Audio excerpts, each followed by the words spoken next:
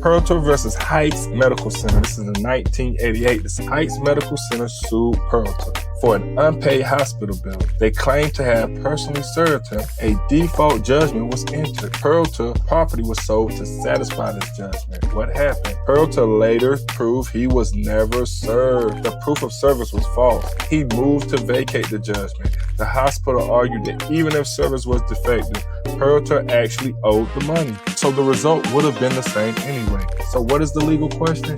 Can a default judgment stand if service was defective, but defendant actually owed the money? What was the outcome? The Supreme Court ruled unanimously. Every last one of the judges on the panel ruled that the order must be vacated. This judgment must be vacated. It does not matter whether the debt was legitimate. It does not matter whether the result would have been the same regardless, okay? If he would have appeared, that's another story. All that matters is defective service equals due process violations equals a void judgment, period. So this is literally the kill shot. Even if you owed the money, the judgment is still void. Supreme Court rejected this no harm, no foul argument.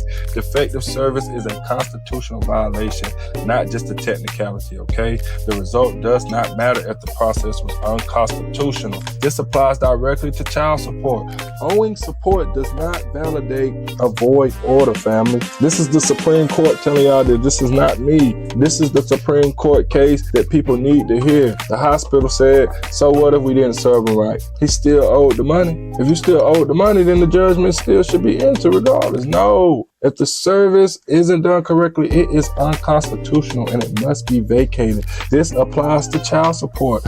Ongoing support doesn't make a void order valid. Just because you owe the child support, that don't mean the order is valid. You can have a void order, and the Supreme Court says so, okay?